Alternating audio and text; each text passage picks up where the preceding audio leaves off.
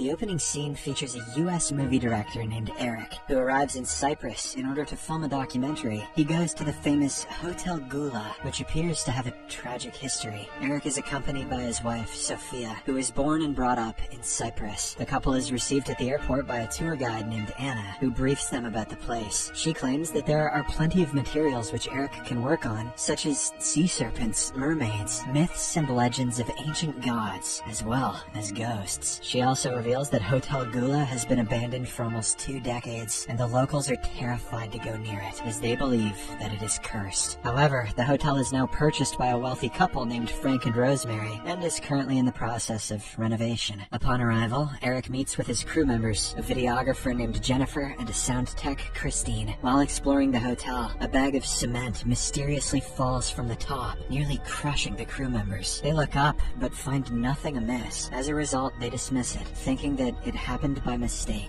or Bugs Bunny's just being a little bitch up there again. In the meantime, Sophia's attention is grabbed by an ancient picture depicting violence. That's nothing she hasn't already seen working in the film industry. A short while later, she is approached by her father, Bruce, who will be working with them as the host of the show. The two are overjoyed to see each other after a long time. Later on, Eric and the crew members have a conversation with the hotel owners, who inform them about the hotel's history. According to the couple, it was New Year's Day, 1990, and the 53rd Monday of the year, something that rarely happens. There was a party, and everything went well, but the food was poisoned, due to which every single guest died. This resulted in a big scandal and a high-level investigation, but nothing ever came out of it. Out of agony, the owners of the hotel committed the unthinkable. Since then, the locals consider the place to be haunted. Despite the horrific history, they decided to buy the hotel, as they believe it to be a good investment, and there are no paranormal activities recorded. Hearing this, Bruce suggests that they try something new by creating their own ghost for the show. Eric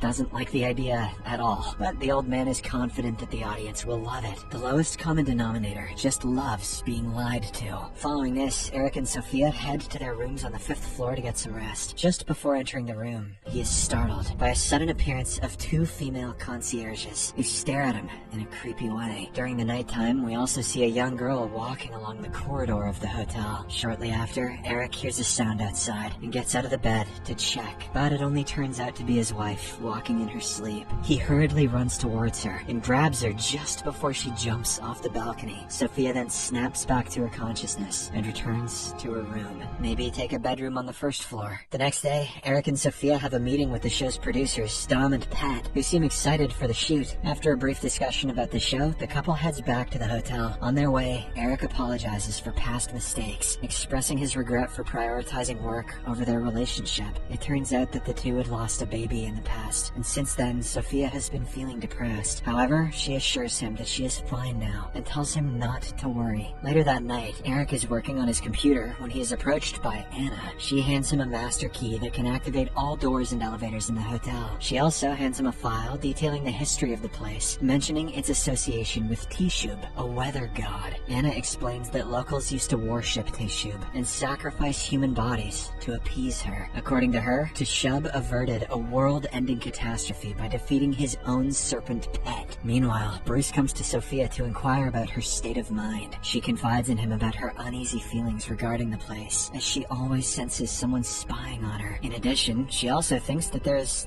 something off with the hotel owners, as they are always wandering around the place in a creepy manner. Despite her reservations, Bruce assures her that everything is fine and that there is nothing to worry about. Afterwards, the crew initiates their work, opting for a new horror theme as suggested by Bruce. For this, they dim the lights and transform one of the hotel employees into a ghost. Bruce then addresses the audience and declares the exploration of the haunted hotel. He leads them to the staged ghost and feigns fear. Once the recording concludes, all crew members, including the producers, seem to be satisfied with the content, prompting them to proceed with a second take. I don't think that's how that works, but okay. At the same time, Sophia is suddenly flooded with memories of the tragic day in 1990 when she witnessed the guests succumbing to food poisoning, one after another. This makes her feel very uneasy, causing her to collapse to the ground. She regains her consciousness after a while, but she still appears to be mentally disturbed. The hotel owners, seemingly unperturbed, offer her an unfamiliar liquid, asserting that it will help her calm the nerves. Eric is suspicious because of its bad odor, but they claim it to be a herbal drink. Following this, Eric takes her to the room for some rest, but she is continuously haunted by several nightmares. She then confides in him about how she can feel an evil presence around her. However, Eric brushes off her concerns, saying the place is perfectly safe, and it's going to make us a lot of money, so shut up, babe. On the other hand, Anna is showering in her room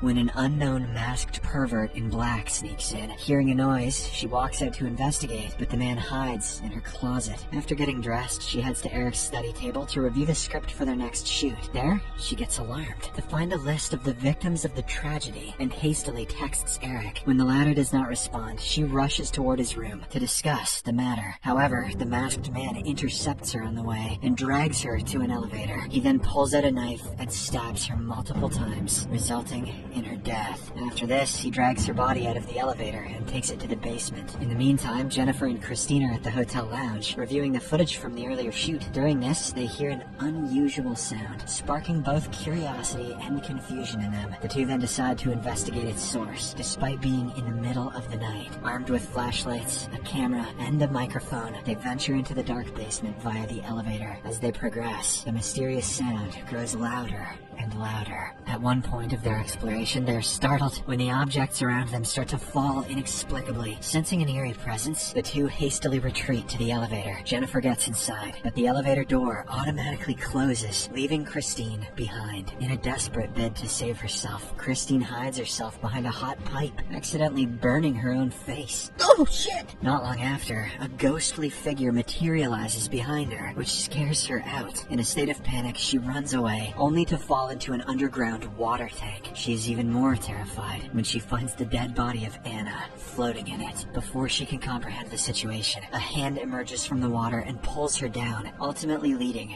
to her drowning. Sometime later, Eric is awakened by his phone's vibration, and he finds Anna's message summoning him to the lobby urgently. He then heads towards the lobby, but comes across Bruce instead. The two look for Anna, but do not find her anywhere. Perplexed, Eric returns back to his wife, and moments later, he receives a call from Jennifer, who frantically explains what happened. Sensing the urgency of the situation, he leaves, promising Sophia that he will be back soon. Shortly after his departure, Dom and Pat break into the room, seemingly with some ill intentions. Seeing them, Sophia runs out of the room, only to find the same two concierges with knives in their hands. This sets her in panic, so she races towards the elevator. However, her escape is cut short as she gets apprehended by the hotel owners. On the other side, Eric, Jennifer, and Bruce venture into the basement in search of Christine. Shortly after, Frank appears out of nowhere, so Bruce decides to stay with him and have a drink together. Eric and Jennifer then continue with their quest until they stumble upon a peculiar wall. Using an axe, they break through and uncover a hidden old tunnel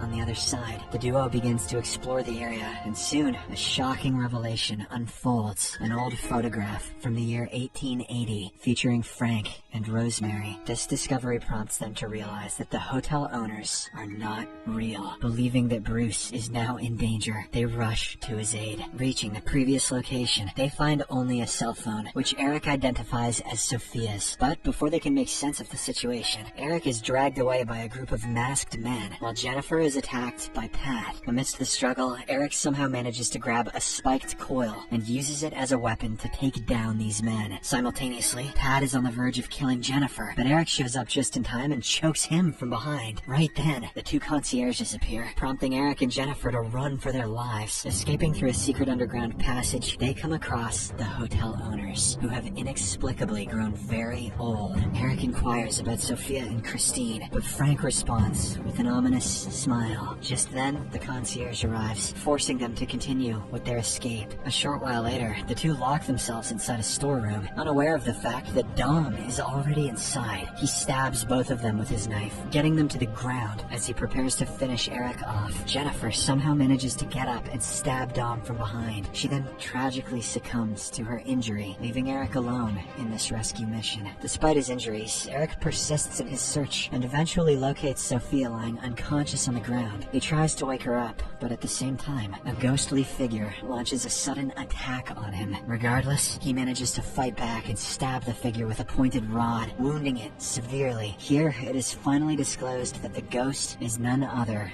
than Teshub, a mermaid. I knew it. Eric perceives it as a threat and proceeds to finish it off, but Bruce stops him from doing so. He warns that the death of Teshub will result in the death of the sun and ultimate destruction of the world. Despite the warning, Eric chooses to take the risk. That's a boy, Eric, and stabs the mermaid to death. Upon witnessing this, Bruce becomes deeply disturbed, so he pulls out a knife and commits the unthinkable. Bruce was as gullible as his audience. In the aftermath of this event, Eric carries his unconscious wife out of the hotel and brings her to the beach. As he attempts to wake her, Sophia's eyes suddenly widen, revealing that she is now possessed by a supernatural force. She stares at the sun, which slowly turns black, indicating the end of the world. Subscribe for more videos like this, turn on notifications, and leave a like to help the channel out. Thank you for watching.